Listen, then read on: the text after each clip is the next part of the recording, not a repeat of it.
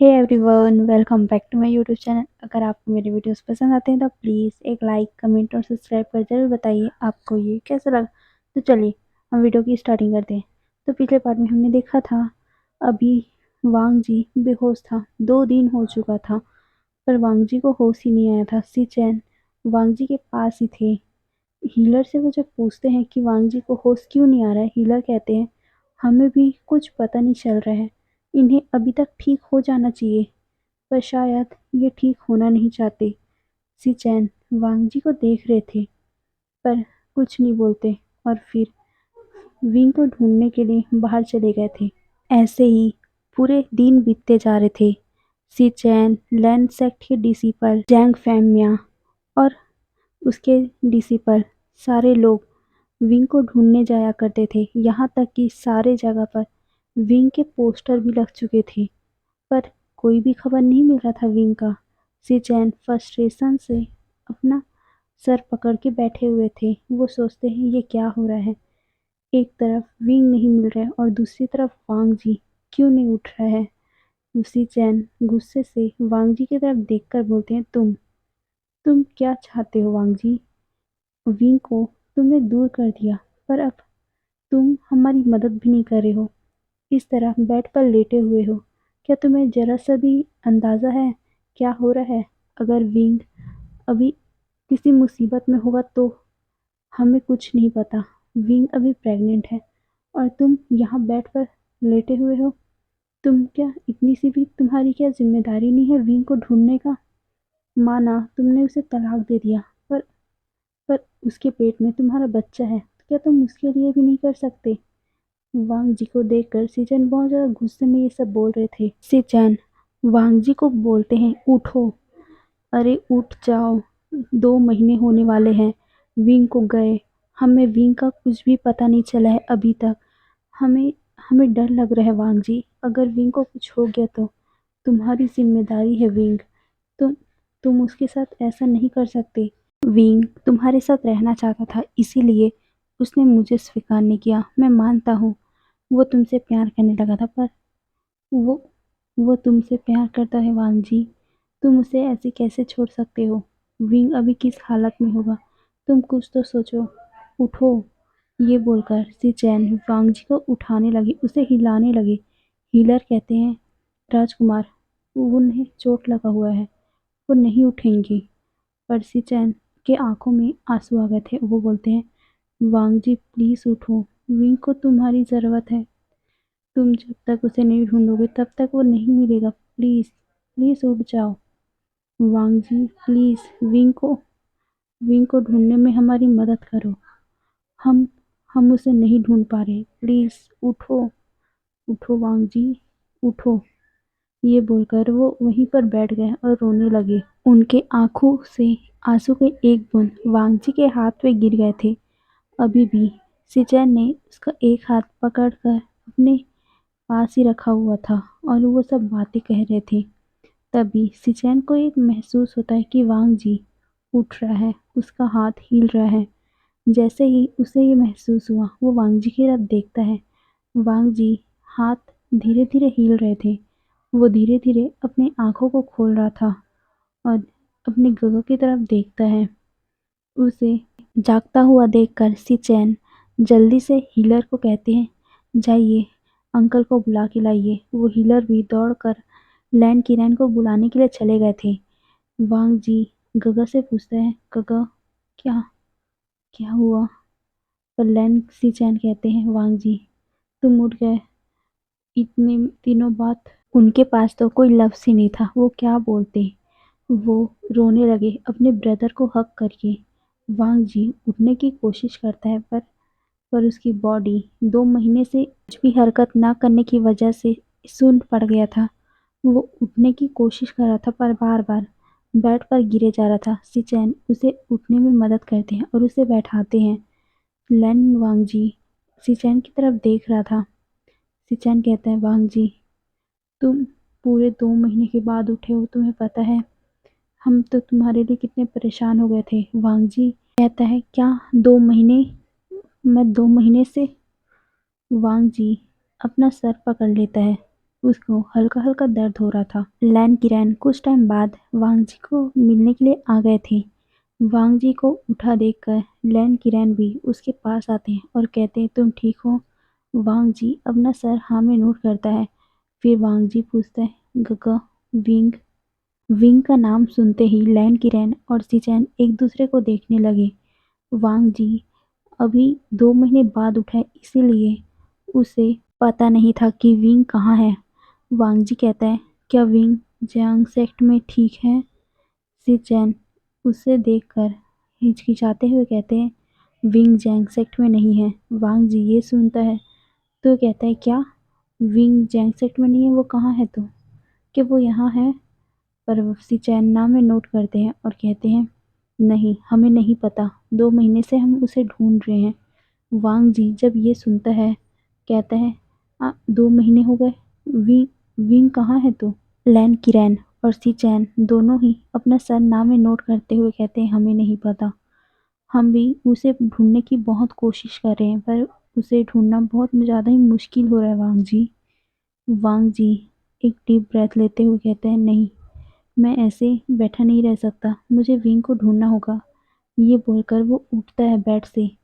पर सिचैन उसे पकड़ते हुए बोलते, वांग जी तुम बहुत ज़्यादा कमज़ोर हो, तुम तुम आराम करो, उसे हम ढूंढ रहे हैं। पर वांग जी कहते हैं, नहीं गगा, मेरे कारण विंग इस सेक्ट को छोड़ के गया है, तो मेरा ही फर्ज है कि विंग को मैं ढूंढूं। पर सिचैन बोलते हैं, नहीं वांग जी, तुम तुम ढूंढोगे, पर बाद में, तुम अभी कमज़ोर हो। पर वांग जी कहते हैं, नहीं, मैं विंग को ऐसी ऐसी हालत में ऐसे भटकते हुए नहीं छोड़ सकता, मुझे ढूंढना होगा उसे। ये बोलकर वो उठने की कोशिश करता है फिर से। पर लैन किरैन उसे बोलते हैं, वांग जी, तुम तुम अभी आराम करो, हम उसे ढूंढ रहे हैं। वांग जी अपने अंकल की बात सुनता है, पर भी वो उठने की कोशिश कर रहा था, पर उसके पैर अभी सुन्न पड़ गए थे, इसीलिए वो ढंग से चल भी नहीं पा रहा था। इसीलिए सिचैन कहते हैं, वांग जी, तुम अभी कमज़ोर हो, तो तुम्हें आराम करना चाहिए। जब तुम ठीक हो जाओगे तब तुम उसे ढूंढ लेना। ये बोलकर वो उसे आराम करने के बोलते हैं। वांग जी भी अपना सर नोट में करता है, फिर भी उसका मन बाहर जाकर विंग को ढूंढने का कर रहा था। वांग जी को दवा पिलाकर फिर से सुलाया जाता है, क्योंकि वांग जी बार बार विंग को ढूंढने के लिए जाने की कोशिश करता था, पर हर बार सिचैन और लैन किरैन उसे रोकने थोड़ी ना आ सकते थे, इसीलिए हीलर उसे दवा पिलाकर सुला दिए थे। लैन किरैन सिचैन से कहते हैं, सिचैन, क्या तुम्हें विंग की कुछ खबर मिली? और तुमने जो पोस्टर लगवाए थे हर शहर में, क्या उन्हों से कुछ पता चला? सिचैन नाम में नोट कर बोलते, नहीं अंकल, कोई भी पता नहीं चल रहा है। विंग विंग के फोटो में हमने नामे भी रखा हुआ है, पर कोई भी जवाब नहीं आ रहा है हमें। हमें पता नहीं चल रहा है कि कहाँ विंग, कहाँ चला, कहाँ गया है। मैं बहुत परेशान हूँ अंकल। लैन किरैन सिचैन के कंधों पर हाथ रख कहते हैं, सिचैन परेशान मत हो, मिल जाएगा विंग। मुझे भी उसकी बहुत टेंशन हो रही है, कहाँ होगा वो, कैसे हाल में होगा। वो बेचारा पेट से है और इस तरह अकेले भटक रहा होगा। भगवान प्लीज विंग को जल्दी ढूंढने में हमारी मदद करो।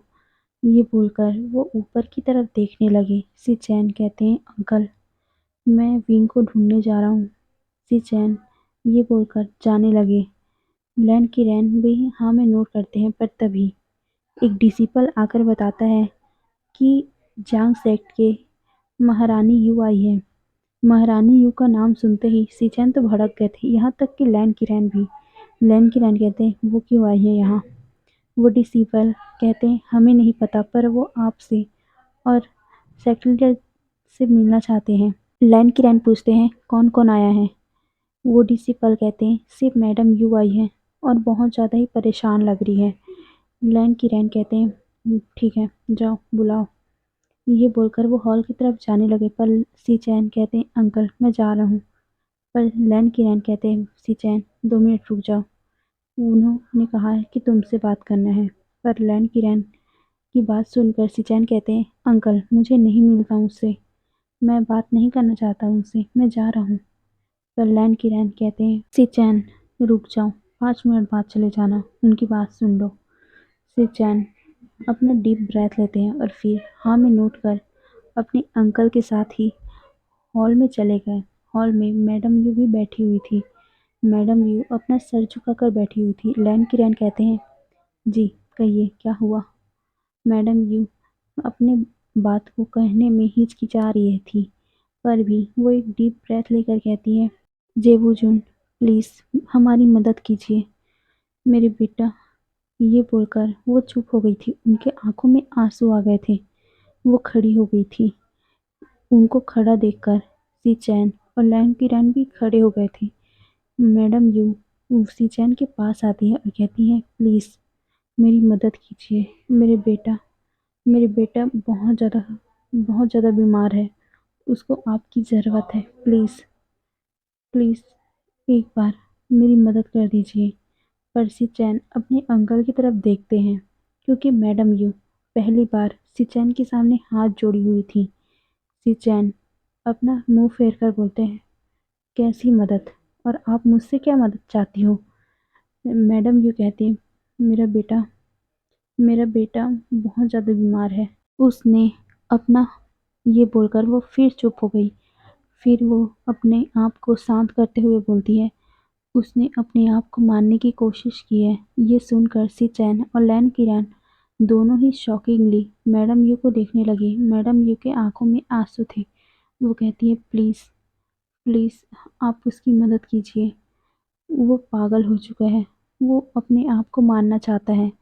उसने कहा है कि आप उससे प्यार नहीं करते, तो उसकी ज़िंदगी में अब कुछ भी नहीं रहा, इसीलिए वो अपने आप को मार रहा है। आप प्लीज़ प्लीज़ उसे समझाइए। मैं अपने बेटे को ऐसे नहीं देख सकती। मेरा इकलौता बेटा है वो। Please please Rajkumar please. ये बोलकर वो अपने घुटनों पर आ गई थी। शी चैन ने जब ये सुना कि उसी जैंग चैंग ने अपने आप को मारने की कोशिश की, तब वो भी बहुत ज़्यादा परेशान हो गए थे। लैन की रैन कहते हैं, पर उसने ऐसा किया ही क्यों, और इससे शी चैन का क्या लेना देना है। वो आपकी क्यों मदद करेगा। मैडम यू कहती हैं, मेरा बेटा आपके नेफ्यू से प्यार करता है, पर राजकुमार उसे उसे प्यार नहीं करते, इसीलिए मेरे बेटे ने जान देने की कोशिश की है। प्लीज़ मैं आपसे गुजारिश करती हूँ कि मेरे बेटे की ज़िंदगी बचा लीजिए। उसे राजकुमार की शादी करवा दीजिए। ये सुनकर सी चैन मैडम यू की तरफ गुस्से से देखने लगे और वो कहते हैं, क्या मतलब है, आप मुझसे भी ज़बरदस्ती करवाना चाहती है।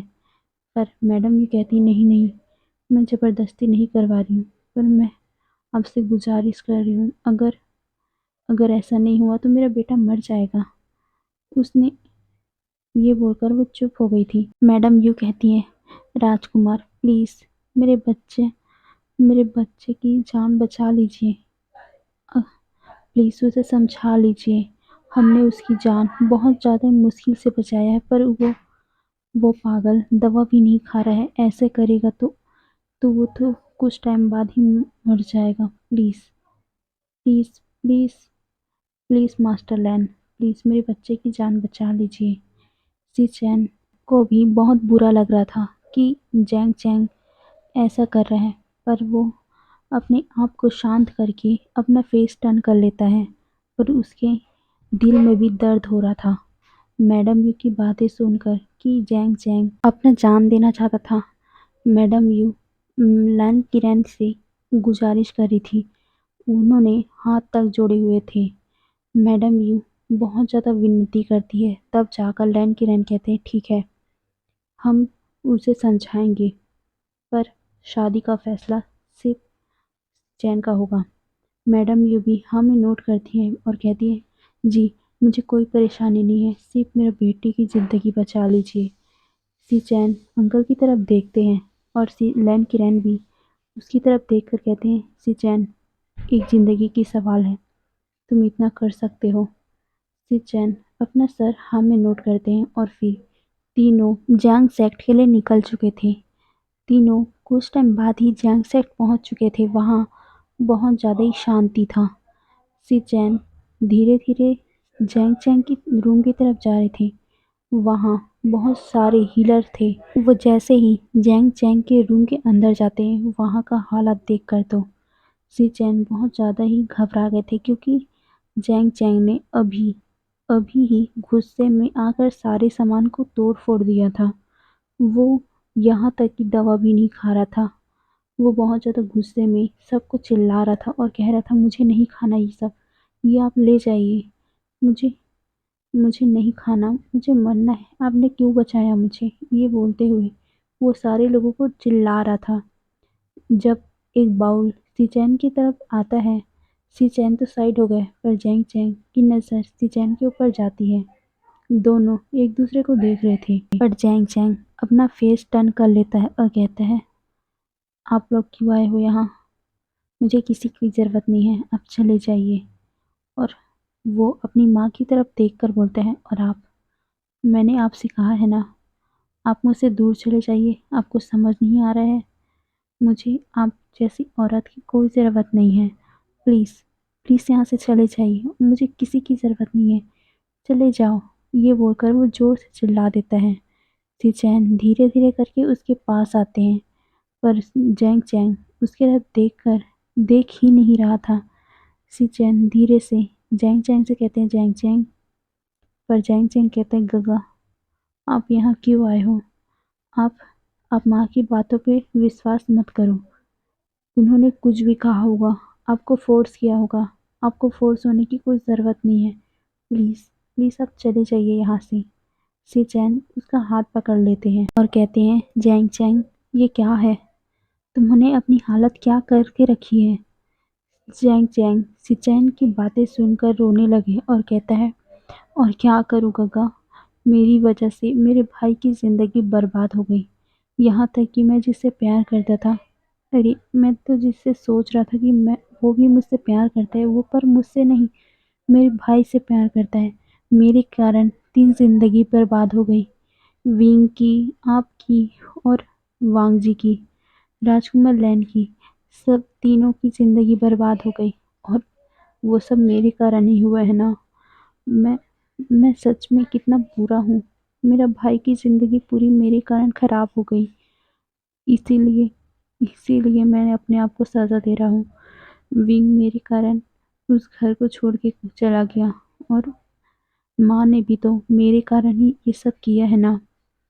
सिचैन कहते हैं, ये सब तुम्हारे कारण नहीं हुआ है जैंग चैंग, सबको गलत फहमी था। पर जैंग चैंग कहते हैं, नहीं गगा, ये सब मेरे कारण हुआ है, माँ ने भी बचपन से विंग को इसी कारण ही तो अपने बच्चे की तरह पाला नहीं है, क्योंकि वो मुझसे बहुत ज़्यादा अटैच थी। मैंने विंग की फीलिंग की कभी कद्र ही नहीं की, और देखो आज क्या हुआ है। और माँ ने भी तो मेरे कारण ही विंग के साथ ये सब किया था, मेरे कारण ही तो। हाँ, ये बोलकर वो चुप हो गया था, क्योंकि उसे पता था कि मैडम यू ने क्यों क्यों विंग को तलाक लेने से मना किया था, क्योंकि अगर विंग तलाक ले लेता और सिचैन फिर से विंग के पास आ जाते, तो उसे पता था, क्योंकि मैडम यू ने खुद बहुत दिनों पहले ही उसे सब कुछ बता दिया था कि विंग कैसे सिचैन को देखता है। मैडम यू को पहले से अंदाज़ा हो चुका था कि विंग और सिचैन के बीच में क्या है, पर वो अपने बेटे के लिए ये सब की थी। जैंग चैंग को खुद मैडम यू ने कहा था, उसे पता चल गया था कि विंग और सिचैन के बीच में कुछ चल रहा है, पर जैंग चैंग को उस टाइम यकीन नहीं हुआ था अपनी माँ की बातों पर। इसीलिए बाद में जब सिचैन उससे मिलने आए थे, मिलने नहीं, विंग को ढूंढने आए थे, तब तब उसने पूछा था, और ये कंफर्म हो गया था कि विंग से सिचैन गगा प्यार करते हैं, और उसने, सिचैन गगा ने विंग को प्रपोज किया था, ना कि जैंग चैंग को। जैंग चैंग बहुत रोया था उस दिन जब उसे पता चला था। सिचैन जैंग चैंग की बात सुनकर उदास हो गए थे, पर वो कहते हैं, जैंग चैंग, तुम ऐसे ही करोगे तो क्या लगता है विंग खुश होगा। तुमने ज़रा भी सोचा है विंग के बारे में, अगर उसे पता चलेगा उसका भाई इस हालत में है तो उसे कितना बुरा लगेगा, तुम तो जानते ही हो ना। विंग तुम्हें कितना पसंद करता है, तुम्हें अपने भाई मानता है और वो तुम सोच सकते हो विंग क्या चाहेगा अपने ही भाई को दुखी करना। विंग ने तुम्हारे लिए, तुम्हारी खुशी के लिए अपनी खुशी दांव पे लगा दी है। तो तुम ये सब करोगे, क्या उसे खुशी मिलेगी? जैंग चैंग रोने लगा और कहता है तो मैं क्या करूँ काका, मेरे कारण विंग की पूरी लाइफ डिस्ट्रॉय हो गई है, तो मैं क्या कर सकता हूँ। चैन उसकी बात सुनकर बोलते हैं जैंग चैंग मेरी मदद करो उसे ढूंढने में। तुम्हें पता है मैंने पूरे इन 2 महीनों में उसे ढूंढने की पूरी कोशिश की है, पर पर हम कम हैं। अगर तुम भी मेरी मदद करोगे तो एक इंसान और बढ़ जाएगा और हमें ढूंढने में आसानी होगा। तुम अगर उसे ढूंढ लोगे, हम उसे ढूंढ लेंगे, तब अगर वो तुम्हें जो सजा देना चाहेगा तुम उससे ले लेना। पर मुझे पक्का यकीन है वो तुमसे गिला शिकवा नहीं रखा होगा।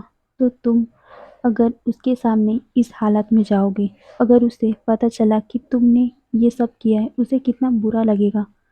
तो तुम ठीक होकर मेरी मदद कर दो विंग को ढूंढने में। क्या पता विंग अभी जिस हालत में होगा, हमारे पास आने के बाद वो हमारे पास खुश रहे। और जैंग चैंग विंग प्रेग्नेंट है, तुम्हें तो ये पता ही है ना। तो अगर अगर हम उसे ढूंढ नहीं पाएंगे तो क्या पता विंग किस हालत में होगा और उसका बच्चा प्रेगनेंसी में क्या क्या झेलना पड़ेगा उसे।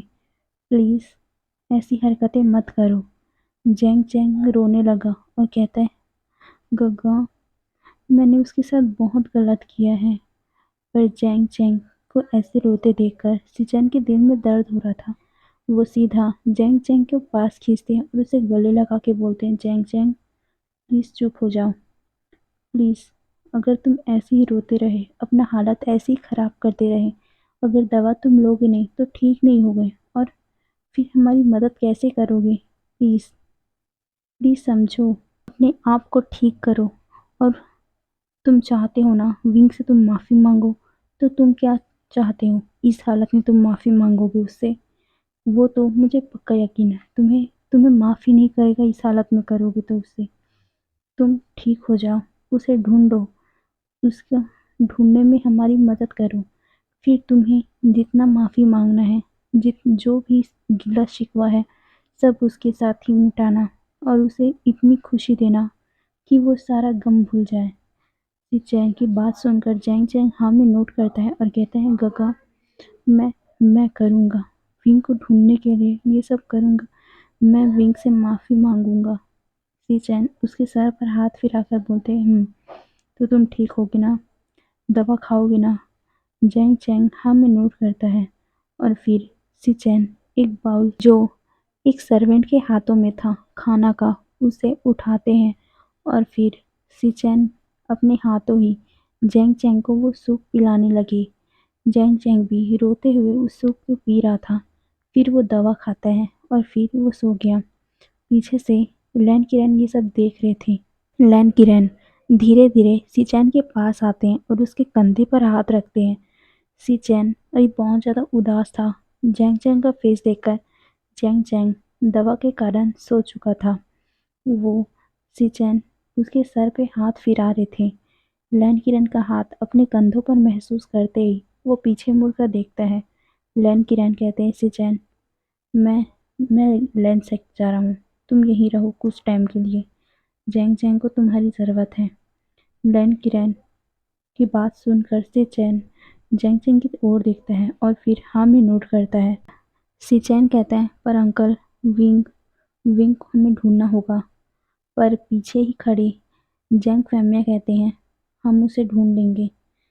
क्या आप राजकुमार प्लीज़ आप यहाँ रह सकते हो कुछ दिनों के लिए। जैंग फैमिया की बात सुनकर सिचैन कहते हैं जी, पर मुझे वो कुछ आगे बोल पाते लैन किरण कहते हैं सिचैन तुम्हें फिक्र करने की ज़रूरत नहीं है, मैं लैन सेट का ध्यान रख लूँगा। और वैसे भी वांगजी अब उठ चुका है तो वो कुछ दिनों के बाद ही उठकर हमारे साथ ही मदद करने आ जाएगा। सिचैन हाँ में नोट करते हैं और वो जैंग जैंग के हाथों को पकड़े हुए बैठा हुआ था। पीछे से मैडम यू भी उन सभी को देख रही थी, पर उनकी हिम्मत नहीं हो रही थी उन सारे लोगों के पास जाने की। इतने दिन हो गए, पूरे 3 महीने हो गए हैं। जैंग चैंग उनसे बात नहीं किया था ढंग से, यहाँ तक कि जैंग फैमिली ने भी उनसे ढंग से बात नहीं किया था। मैडम यू बहुत ज़्यादा ही दुखी थी, उन्हें गिल्ट हो रहा था। सब सब उसे इग्नोर कर रहे थे। इतने लोग होने के बाद भी उन्हें ऐसा लग रहा था मानो वो अकेली हो। सारे लोग उनसे बात ही नहीं कर रहे थे। जैंग फैमिया लैन किरैन को बाहर तक छोड़ने जाते हैं और कहते हैं हम भी शाम तक आपके लैन सेक्ट आ जाएंगे और विंग को ढूंढने जाएंगे। लैन किरैन भी हाँ में नोट करते हैं और वो चले गए। सी चैन जैंग चैंग की पूरी तरह से मदद करता है, उसे खिलाता है, पिलाता है, दवा खाने को मदद करता है और उसे चलने में भी मदद करता है। सी चैन बहुत ज़्यादा ही जैंग चैंग की मदद कर रहे थे। जैंग चैंग धीरे धीरे अब ठीक हो रहा था। वहीं दूसरी तरफ वांग जी अब अभी भी हल्का कमज़ोर था, पर वो विंग को ढूंढने के लिए जाना चाहता था। वो बहुत जिद करता है। तब जाकर लैन किरैन हाँ में नोट करते हैं और वो उसे जाने के लिए अलाउ कर देते हैं। जब से वांग जी उठा था तब से वो हर रोज़ वॉल ऑफ रूल के सामने जाता था और अपने आप को 100 कोड़े मारता था, क्योंकि उसे याद था कि उसे सज़ा दिया है लैन किरैन ने। जब तक विंग उसे मिल नहीं जाता, जब तक विंग से वो माफ़ी नहीं मांग लेता और विंग उसे माफ़ नहीं कर देता, तब तक वो अपने ऊपर कोड़े लेगा। तो वो उस रूल को, उस सज़ा को अभी तक ले रहा है। वांग जी को अब उठे हुए 7 दिन हो चुके हैं। वांग जी अब विंग को ढूंढने जाता था। विंग को उसने हर जगह ढूंढा, पर उसे वो कहीं भी नहीं मिला। वांग जी बहुत ज़्यादा उदास होता था। हर रोज़ वांग जी अपने आप को कोड़ों से मारता था। उसके बैग से हल्के हल्के खून निकलते थे, क्योंकि वो अभी तक ठीक नहीं हुआ था। बार बार वही जगह, हर बार चोट लगने की वजह से वो जगह बहुत ज़्यादा ही नाजुक हो चुकी थी। वांग जी हर एक बार उस पेन को झेलता था, पर उसे ये याद आता था कि उसने विंग के साथ कितना गलत किया है। उसे इस दर्द से ज़्यादा विंग के खो जाने से, उसके दूर जाने से दर्द हो रहा था। इसीलिए वो हर रोज़ ये पेन लेकर एहसास कराता था कि उसने विंग के साथ कितना गलत किया है। वहीं दूसरी तरफ जैंग सेक्ट में मैडम यू हर रोज़ जैंग चैंग से बातें करने की कोशिश करती थी, पर जैंग चैंग हमेशा उसे इग्नोर कर देता था और वो भी अब धीरे धीरे ठीक होने लगा था। वो भी अब ज़ेचैन के साथ-साथ विंग को ढूँढने जाया करता था, पर उसे भी विंग कहीं नहीं मिलता था। अब पूरे 6 महीने हो चुके थे विंग को गए हुए। ज़ेचैन और जैंग चैंग, वांग जी, बाकी लोग बहुत ज़्यादा ही परेशान थे विंग के लिए। जैंग चैंग फ्रस्ट्रेशन से ज़ेचैन को कहता है, "गगा, ये इडियट कहाँ है? क्यों नहीं मिल रहा है हमें? वो वो अभी पूरे 6 महीने प्रेग्नेंट हुआ होगा, हमें क्यों नहीं मिल रहा है? वो किस हालत में होगा? वो कैसे रह रहा होगा वो? प्लीज़ काका, ये मत कहिएगा मुझसे कि वो..." ये बोलकर वो कुछ आगे बोल पाता उससे पहले ही सी-चैन उसके मुंह पर हाथ रख दिए थे। कहते हैं, "जैंग चैन, शुभ शुभ बोलो, ऐसा कुछ नहीं हुआ होगा।"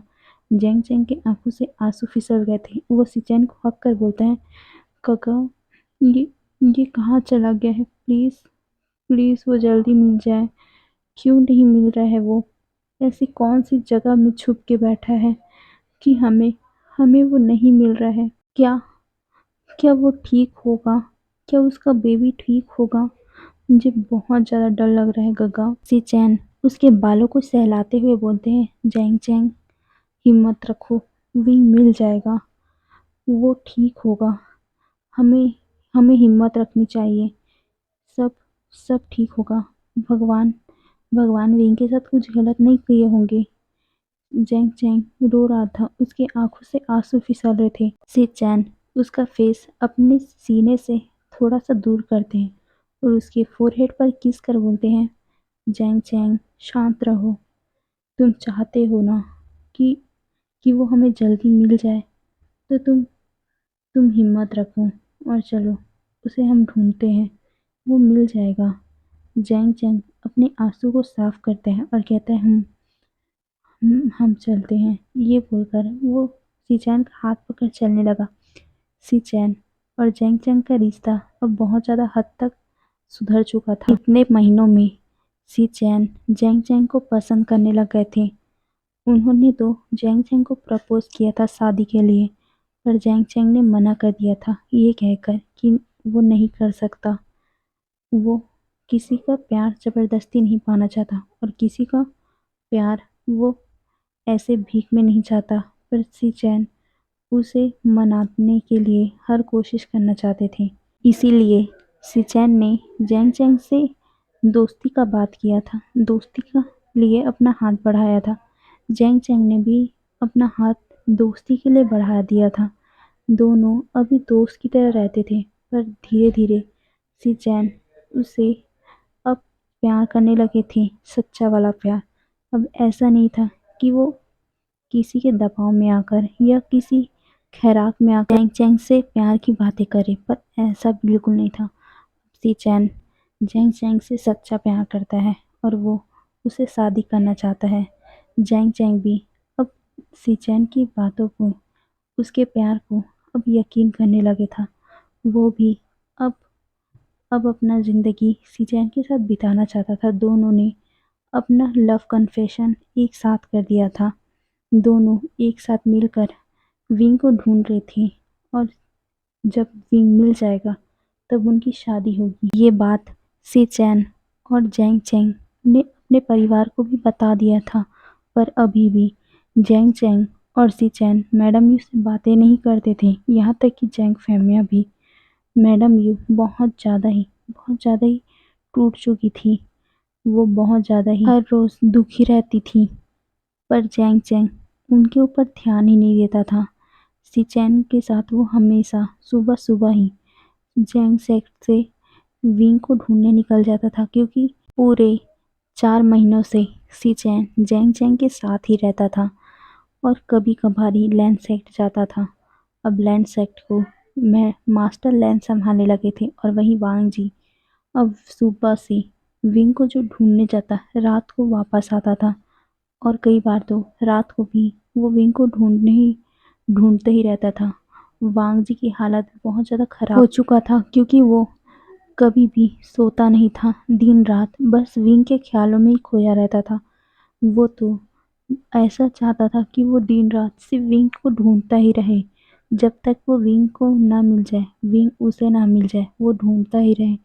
पर वो ऐसा कर नहीं पाता था, क्योंकि लैंड की रैन उसे हमेशा ही डांट दिया करते थे कि ये बोलकर कि अगर तुम ही ठीक नहीं रहोगे तो विंग को ढूंढोगे कैसे। वांग जी हर पल जब भी अपनी आंखें बंद करता, विंग का वही फेस देखकर, वो हंसता हुआ फेस देखकर फिर से उठ जाया करता था। उसके आंखों के नीचे डार्क सर्कल पड़ चुके थे। वांग जी हर रोज अपने आप को शांत करने के लिए बहुत ज़्यादा फ्रस्ट्रेशन से तलवार चलाया करता था और सुबह जाकर वॉल ऑफ रोड के सामने बैठकर खुद ही अपने आप को चाबुक मारता था, हर रोज 100 कोड़े। वांग जी को ऐसे देखकर अभी लैंड की रैन बहुत ज़्यादा उदास होते थे कि उसने ऐसी सज़ा वांग जी को क्यों दी। वांग जी को वो हमेशा बोलते थे कि अब रुक जाए। उसके बैग से हल्का हल्का ब्लड आता रहता था। उसका वो दर्द अभी कम ही नहीं हुआ था कि नया दर्द अगले दिन फिर उसके पास आ जाता था। वांग जी बिना डरे, बिना दर्द को एक्सप्रेस किए उस कोड़े को अपने ऊपर ले लेता था, और साथ में कोड़े खाने के बाद वो सीधा कोल्ड पाउंड में जाता। फिर वो उसके बाद विंग को ढूंढने ही निकल जाता था। 2-3 दिन वो विंग को ढूंढता रहता। फिर जब लैंडस्लाइड आता, फिर वही रूटीन। वांग जी जितने दिन कोड़े नहीं खाता था, उतने दिन का बदला वो एक दिन में ही निकाल देता था। पर वो कहीं पर अगर जाता था या अगर वो लैंडस्लाइड नहीं आ पाता था, तो वो उसी जगह पे अपने आप को कोड़े मारता था। पर ऐसे ही दिन बीतते जा रहे थे। वांग जी एक दिन ऐसे विंग को ढूंढते ढूंढते ईलिंग की गलियों में पहुंच गया। ईलिंग में बहुत ज़्यादा ही वैंस रहा करते थे। वैंस सारे लोगों का लैंड सेक्ट का गुलाम था, इसीलिए वहाँ ज़्यादा लोग नहीं जाते थे। वांग जी ईलिंग में भी एक बार विंग को ढूंढना चाहता था। ईलिंग शहर में लैंस के डिसिपल लैन सिचैन, वांग जी, जियांग्स किसी ने भी ईलिंग शहर में उसे नहीं ढूंढा था, इसीलिए वांग जी एक बार ट्राई करना चाहता था। विंग क्या पता वही हो, क्योंकि पूरे पूरे कल्टीवेशन वर्ल्ड को वांग जी ने ढूंढ चुका था, पर उसे कहीं भी विंग नहीं मिला। इसीलिए वो एक बार ईलिंग शहर में जाकर देखना चाहता था। ईलिंग बहुत ज़्यादा ही क्राउड से भरा हुआ था। वहाँ वांग जी जाते हुए देख रहा था कैसे सब जगह चहल पहल चल रही है। सारे लोग इधर उधर किधर शोर शराबा करके बातें कर रहे हैं। वांग जी धीरे धीरे ईलिंग की गलियों में जाने लगा। वहाँ एक भी पोस्टर विंग का नहीं था, क्योंकि ईलिंग शहर में कोई भी ऐसा शख्स जाएगा ही नहीं। ईलिंग शहर वेंस का शहर है, इसीलिए वहाँ सबका जाना बंद था। पर वांग जी जाना चाहता था, विंग को ढूंढना चाहता था, इसीलिए वो वहाँ गया हुआ था। पर वो देखता है कि एक लेडी रोड को क्रॉस कर रही है, पर तभी उसके सामने से एक घोड़ा गाड़ी वाला तेजी से रफ्तार से आने लगा। वांग जी देखता है कि वो घोड़ा गाड़ी उस लेडी को मारने ही वाला है, कि वांग जी जल्दी से जाकर उस औरत को बचा लेता है। और पर उस लेडी के हाथों में चोट लग गया था और वांग जी के पैरों में। चारों तरफ सारे लोग जमा हो गए थे। वांग जी उस लेडी को उठाता है और बैठाता है और कहता है, आप क्या ठीक हो? वांग जी को देखकर सारे लोग समझ गए थे कि ये लैंग सेक्ट के कोई होगा, क्योंकि वांग जी ने फोरहेड रिबन पहना हुआ था। वांग जी का गेटअप, उसका वो टेक्सचर देखकर ही सब समझ जाते हैं कि वो कोई राजकुमार या कोई कोई कल्टीवेटर होगा। इसीलिए सारे लोग उसके सामने खड़े हो गए थे। वो लेडी कहती है, जी मैं ठीक हूँ। सारे लोग उसे घेर कर खड़े हुए थे। वांग जी कहते हैं, आप आप कहाँ से हो? चलिए मैं आपको ले चलता हूँ। पर वो लेडी कहती, नहीं नहीं राजकुमार, आपको इतना कष्ट करने की ज़रूरत नहीं है। मैं पास ही में रहती हूँ, मैं चली जाऊँगी। वो उठने की कोशिश करती है, पर उसके हाथों और पैर में चोट लग गया था, इसीलिए वो उठ नहीं पाती। वांग जी अपने पॉकेट से एक दवा निकालते हुए उन्हें देता है और कहता है, ये आप लगा लीजिएगा। वो लेडी हमें नोट करती और कहती, धन्यवाद, आपने मेरी इतनी मदद की और मेरी जान बचाई। पर तभी उस भीड़ में से एक आवाज़ आती है, ग्रैंड माँ, आपको चोट कैसे लग गई? वो पर्सन धीरे धीरे करके